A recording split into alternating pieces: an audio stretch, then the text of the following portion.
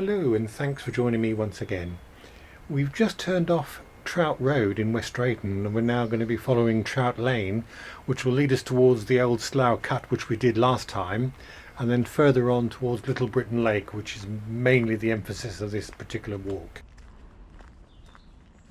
This used to be a muddy old path, but then the council came along and upgraded it, so it's really pleasant for walking and cycling on.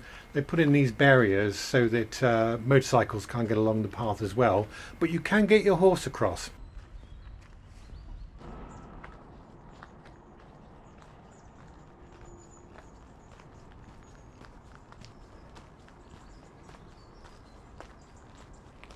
We're now coming up to the highest point on Trout Lane, cross over the bridge over the Slough Canal, and then we can start our descent towards Little Britain Lake.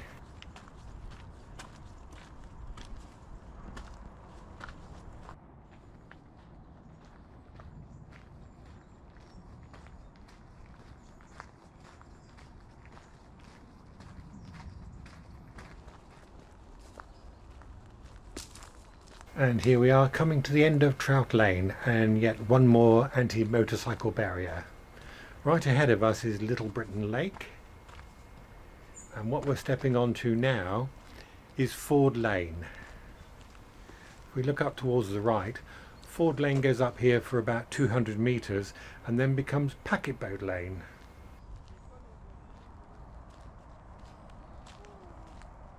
And as you'd expect at the bottom of Ford Lane, we have a ford.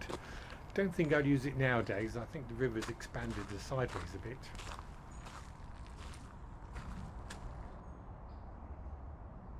Nothing too exciting here, just an information sign about the old gravel pit that became Little Britain Lake.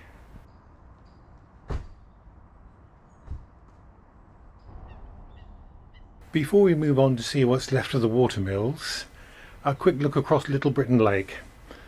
As you see, it's a really pleasant and tranquil spot, and it's well worth a walk around the area.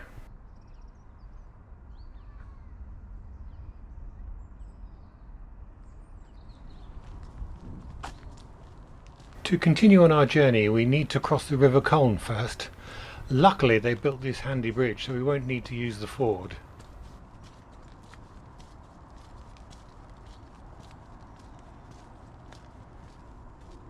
We'll be heading off down this way, roughly towards Uxbridge.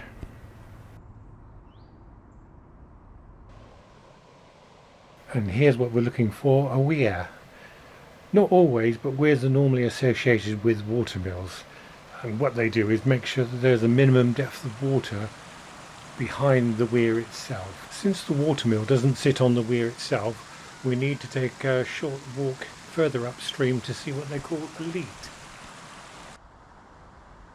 I've picked the wrong time of the year for this.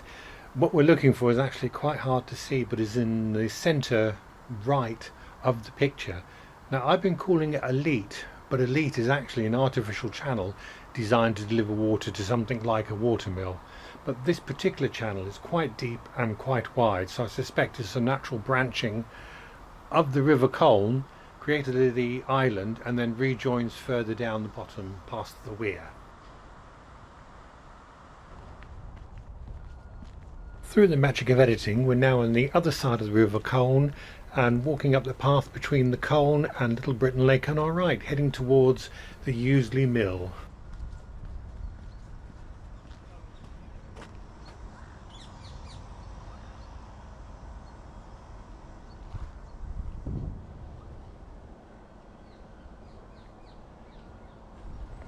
And we're now coming up to the remains of the Useley Flour Mill. It first appeared on maps in 1816. I'm sure it probably existed before then, but I couldn't find any references. Sadly, it burnt down in 1873. There is a mill house just to the right of it, but it's hidden by trees and some old stonework. All that's left now of Useley Mill is a weir.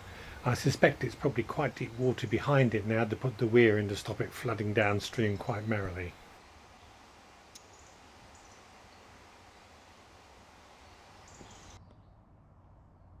And here we are back on Ford Lane. What we'll do next is to set off down Old Mill Lane, but first a quick look up Packet Boat Lane and towards Cowley Peachy.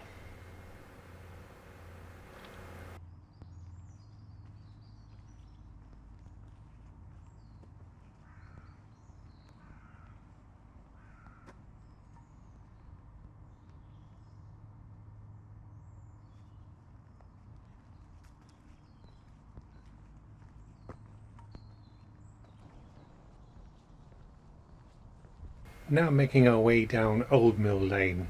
On the right is the River Fraze, and on the left what I've been calling the Leat or the River Colne.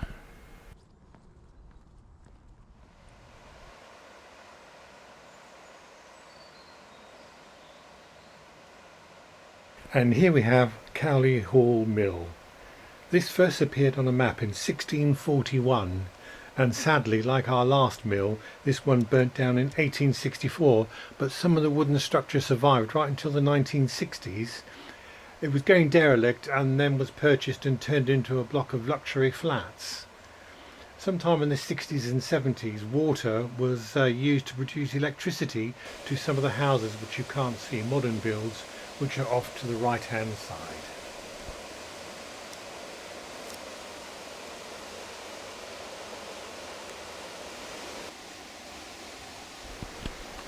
Fairly certain what we have here is an old grindstone which is left as a sort of gate guardian.